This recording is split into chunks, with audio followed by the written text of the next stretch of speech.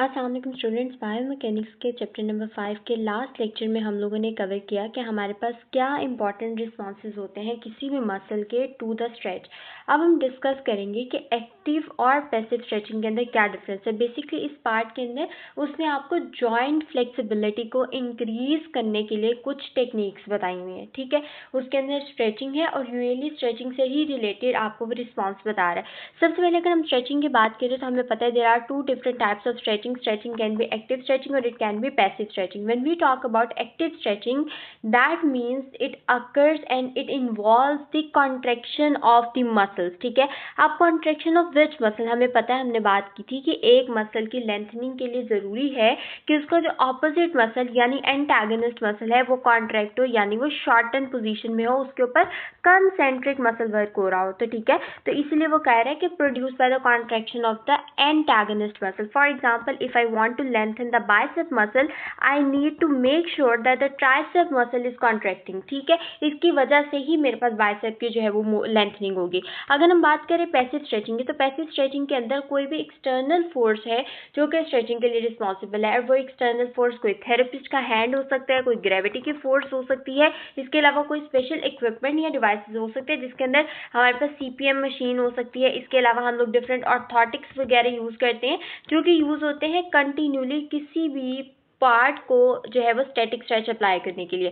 ठीक है, अब हम बात करें तो हमें पता है ये बात कि हमारे पास एक्टिव स्ट्रेचिंग और पैसिव स्ट्रेचिंग के अलावा there are different types of stretching जो कि based upon the velocity and the time duration of that stretching है। फॉर एग्जांपल, अगर हम पहली बात करें, that is called as ballistic stretching. Ballistic का मतलब होता है कि बहुत ज़्यादा फास्ट हो रही है, यानी आप कह सकते हैं कि हाई वेलोसिटी की स्ट्रेचिंग होती है, उसको आप कहते हैं this is called as ballistic stretching. Ballistic stretching जो है ना, हमेशा हम यूज़ करते हैं high level of conditioning programs के अंदर. इनको हम लोग एडवांस्ड रिहैबिलिटेशन प्रोग्राम्स के अंदर यूज़ करते हैं, ज़्यादातर एथलीट्स को स्पोर्ट्स के लिए ट्रेन करने के लिए हम इसको यूज़ करते हैं. ठीक हो गया. इसके अलावा वो कहते हैं कि परफॉर्म यूजिंग बाउंसिंग मूवमेंट्स होती हैं. आप जो है ना, एक बात और याद रखनी है कि जो बेलिस्टिक स्ट्रेचिंग है ना, ये बहुत ज़्यादा जल्दी एक्टिवेट करती है स्ट्रेच रिफ्लेक्स को. ठीक है, स्ट्रेच रिफ्लेक्स जल्दी इमीडिएटली जो है ना वो इनिशिएट होता है जब हम बात करते हैं बेलिस्टिक स्ट्रेचिंग की, क्योंकि हम हाई वेलोसिटी के ऊपर स्ट्रेचिंग कर रहे हैं. ठीक हो गया.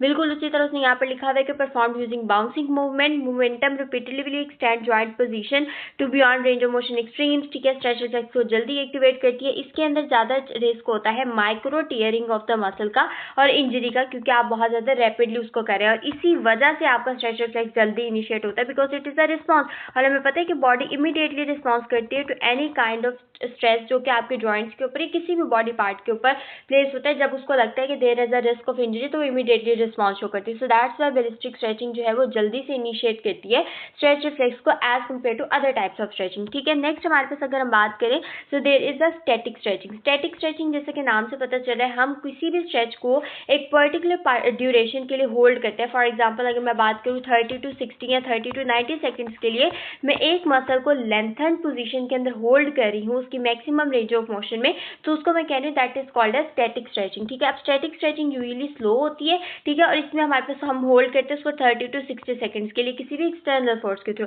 अब आपको पता है कि जब भी हम किसी चीज़ को होल्ड कर रहे हैं, ठीक है, तो होल्ड कर रहे हैं तो बॉडी ऐसा ऐसा खुद का अडेप्ट करती है, तो इसके अंदर स्ट्रेच रिफ्लेक्स इतनी जल्दी इलिसिट नहीं होता है. ठीक है, आप जब उसको लेंथन पोजीशन के अंदर रखते हैं, यूजुअली हम 3 to 5 टाइम्स इसको रिपीट करते हैं और हम लोगों ने जो है वो टोटल स्ट्रेच का टाइम पर डे के, मतलब एक पर्टिकुलर मसल को कितने टाइम के लिए हम लोगों ने पूरे दिन में स्ट्रेच करना है वो टाइम पहले डिटरमाइन करते हैं. यूजुअली ऐसा होता है कि एक बात उसने हमें यहाँ पे बताई है कि जो स्टैटिक स्ट्रेच है ये क्या करती है, आपकी मसल स्ट्रेंथ को क्या करती है, रिड्यूस करती है. एक फिनोमिनन आप आगे जाके पढ़ेंगे that is called as stretch induce muscle जो है ना वीकनेस. ठीक है, ये स्ट्रेच इंड्यूस स्ट्रेंथ लॉस आप उसको कहते हैं.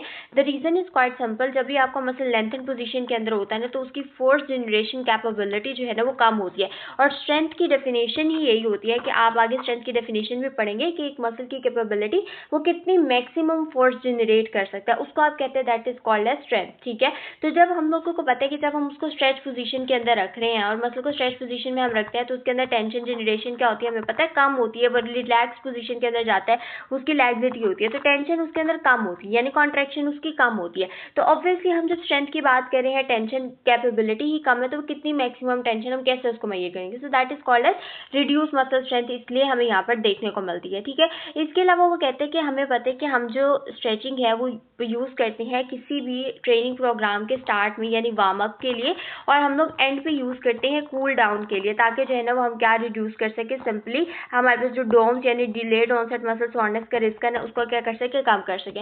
अब वो कहते हैं कि वार्म अप के लिए यानी एक्सरसाइज के स्टार्ट में इट इज़ ऑलवेज बेटर कि आप स्टैटिक स्ट्रेचिंग मत करवाएं, क्योंकि स्टैटिक स्ट्रेचिंग हमें पता है स्ट्रेंथ को कम कर रही है, और आपने अभी एक्सरसाइज करनी है, for that you need more force, you need more strength.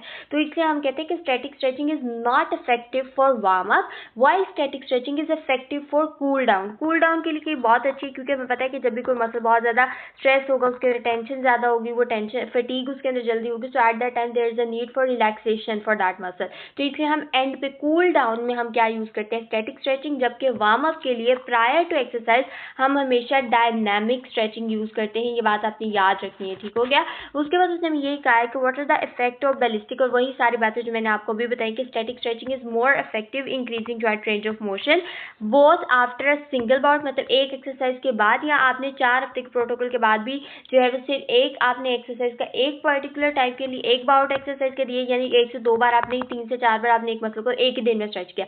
और ये भी हो सकता है कि आपने 4 to 6 वीक्स के अंदर पूरा एक प्रोटोकॉल फॉलो किया स्ट्रेचिंग का, तो उसके नतीजे में ज़्यादा आपको इफेक्टिवनेस नजर आती है। Static stretching produce transient decrease in muscle strength, वही बात है, ballistic stretching does not decrease muscle strength. ठीक है, तो ये आता है। उसके बाद नेक्स्ट में हमारे पास आता है डायनेमिक स्ट्रेचिंग।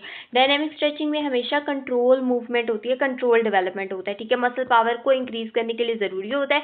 उसके अलावा देखिए यहाँ पर उसने लिखा हुआ है प्रायर टू एथलेटिक कंपटीशन, यानी एक्सरसाइज से पहले हम इसको यूज करते हैं। Static stretching is more beneficial after performance, performance के बाद कूल डाउन के लिए स्टैटिक स्ट्रेचिंग जो है वो क्या होती है, ज्यादा इफेक्टिव होती है। उसके बाद वो कहते हैं कि बहुत form of stretching range of motion को इंक्रीज करती है, लेकिन जो है ना ये मसल सोरनेस भी प्रोड्यूस कर सकती है अगर बहुत ज्यादा मसल को बार बार आप नहीं कर रहे स्ट्रेच। ठीक है, नेक्स्ट में हमारे पास आते हैं कि व्हाट इज पीएनएफ। अच्छा, पीएनएफ की जो टेक्निक्स होती है ना, आपने ना पीएनएफ को कंफ्यूज नहीं करना। आप पीएनएफ को स्ट्रेचिंग में भी पढ़ेंगे, आप पीएनएफ को स्ट्रेंथनिंग में भी पढ़ेंगे, आप पीएनएफ को न्यूरोमस्कुलर रिहैबिलिटेशन में भी पढ़ेंगे। उसके डिफरेंट पैटर्न्स होते हैं। यहाँ पर हम बात कर रहे हैं पीएनएफ स्ट्रेचिंग की। ठीक है, बहुत ज़्यादा डिटेल में नहीं बताऊंगी क्योंकि ये आगे का टॉपिक है, मेन टॉपिक नहीं है, इसलिए हम इसको थोड़ा बहुत यहाँ पर पढ़ेंगे। पहली बात है पीएनएफ होता क्या है। बेसिकली ना हम इसमें मसल के न्यूरोमस्कुलर रिस्पॉन्सेज को यूज़ कर रहे होते हैं।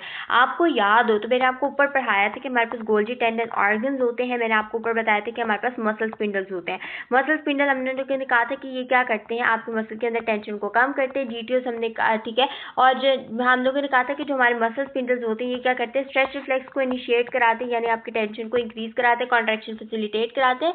जबकि हमारे पास जीटीओस हमने कहा था कि हमारे क्या करते हैं, टेंशन को कम करते हैं। ठीक है, ये सिंपल बात है। तो अब क्या होता है कि हम लोगों ने ना क्या यूज करना होता है, इन्हीं कंपोनेंट्स के एक्शंस को यूज करते हुए किसी भी मसल के अंदर लेंथनिंग को फैसिलिटेट करवाना होता है। That is called as PNF stretching. अगर हम रिलैक्सेशन को करा रहे हैं so that's an other technique. यहाँ पर हम क्या करते हैं, मसल के न्यूरोमस्कुलर रिस्पॉन्सेज या न्यूरोमस्कुलर कंपोनेंट्स को यूज करते हुए क्या इंड्यूस कराते हैं किसी भी मसल की lengthening, that is called as PNF, जिसको हम फैसिलिटेशन कहते हैं। ठीक है, अब यूजुअली कहते हैं कि हमारे पास मोस्ट इफेक्टिव टेक्निक ये होती है अगर हम यूज करें, और जो न्यूरोमस्कुलर पेशेंट्स के अंदर बहुत ज्यादा इफेक्टिव होती है। पीएनएफ में ना आपको डिफरेंट टेक्निक्स मिलेंगे, आपने कंफ्यूज नहीं होना, बहुत आसान है। पहली जो टेक्निक जिसकी हम बात कर रहे हैं ना, उसमें आता है contract relax antagonist contraction technique. ठीक है, उसके अलावा हमारे पास डिफरेंट और टेक्निक्स भी आती है। अब कॉन्ट्रैक्ट रिलैक्स के अंदर क्या होता है, हमने जिस भी मसल को करना होता है ना, फॉर एग्जांपल मैंने हैमस्ट्रिंग को करना है, और हैमस्ट्रिंग को मैं सबसे पहले क्या करूंगी, एक पैसिव उसको क्या करूंगी, स्ट्रेच करूंगी। स्ट्रेच देने के बाद मैं उस मसल की मैक्सिमम कॉन्ट्रैक्शन कराऊंगी,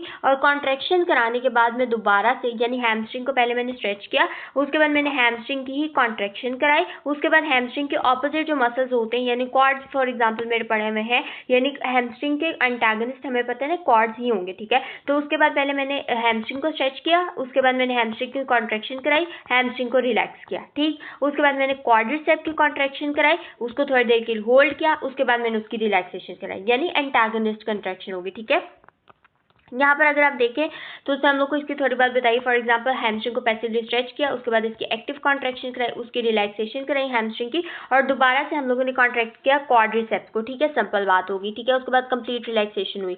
नेक्स्ट में हमारे पास होता है कॉन्ट्रैक्ट रिलैक्स का प्रोसीजर। वही बात है कि हम लोग ने क्या करना होता है कि जो भी मसल हमारा है उसको क्या करना होता है, हम लोगों ने स्ट्रेच करना होता है पैसिव। फॉर एग्जाम्पल हैमस्ट्रिंग को पैसिवली स्ट्रेच किया, उसके बाद उसकी आइसोटोनिक कॉन्ट्रैक्शन कराई यानी मैक्सिमम उसकी शॉर्टनिंग कराई, उसके बाद हम लोगों ने दोबारा से मूवमेंट करवाई जो कि हमें चाहिए थी, और उसके बाद हम लोगों ने कॉन्ट्रैक्ट रिलैक्स कर दिया। अगर कॉन्ट्रैक्ट रिलैक्स के बाद एंटागनिस्ट कॉन्ट्रैक्शन लिखा होना तो हमें फिर दोबारा से मैंने कॉर्ड्स पे काम करने, लेकिन यहाँ पर चूंकि वो नहीं लिखा तो हम लोग नहीं करेंगे, ठीक है। उसके बाद नेक्स्ट पे हमारे पास है होल्ड रिलैक्स। होल्ड रिलैक्स बहुत सिंपल है। किसी भी मसल के अंदर हम लोगों ने सबसे पहले क्या करानी होती है, कॉन्ट्रैक्ट रिलैक्स, यानी हैमस्ट्रिंग को मैंने पहले पैसिवली स्ट्रेच किया, उसके बाद मैंने हैमस्ट्रिंग को कॉन्ट्रैक्ट किया, उसके बाद मैंने हैमस्ट्रिंग को रिलैक्स किया, ठीक है। That is called as simple contract relax. Contract relax कराने के बाद मैंने दोबारा से क्या किया, जो मेरा हैमस्ट्रिंग मसल था ना उसकी आइसोमेट्रिक कॉन्ट्रैक्शन कराई। अभी आप यहाँ पर डिफरेंस देखिए, ऊपर मैंने आइसोटोनिक कॉन्ट्रैक्शन कराई थी यानी मैक्सिमम शॉर्टनिंग कराई थी, अब मैंने उसकी मैक्सिमम कॉन्ट्रैक्शन कराई है लेकिन आइसोमेट्रिक कॉन्ट्रैक्शन कराई है। आइसोमेट्रिक कॉन्ट्रैक्शन कराने के बाद मैंने उसकी जो है ना वो रिलैक्सेशन करवाई है। नेक्स्ट पे अगर हम देखें इसी तरह हमारे पास आती है agonist contract relax method. Simply हमारे पास एगोनिस्ट मसल है, फॉर एग्जांपल मेरे पास हैमस्ट्रिंग मसल है, हैमस्ट्रिंग मसल की मैंने क्या कराई, मैक्सिमम कॉन्ट्रैक्शन कराई। मैंने सबसे पहले उसको स्ट्रेच किया, फिर मैंने उसकी मैक्सिमम कॉन्ट्रैक्शन कराई, कॉन्ट्रैक्शन कराने के बाद मैंने उसको रिलैक्स किया और दैट्स इनफ, ठीक है। जैसे कि उसने कहा एक्टिव, यहाँ पर उसने क्वाड्स के एग्जांपल दिया, active maximal contraction of the quadriceps ताकि नी को एक्सटेंड किया, उसके बाद इसकी रिलैक्सेशन कराते हैं। तो बहुत सिंपल चीज़ें हैं, आपको ना बस एक पैटर्न का नाम पता होगा तो आपके लिए वो चीज़ वहाँ से आसान हो जाएगी, ठीक है। बहुत ज़्यादा डिटेल में पीएनएफ नहीं पढ़ेंगे हम यहाँ पर ही, हम आगे अपने थेरेप्यूटिक्स में पढ़ेंगे, ठीक हो गया। नेक्स्ट पार्ट के अंदर हम कॉमन जॉइंट पैथोलॉजीज को डिस्कस करेंगे। Thank you so much.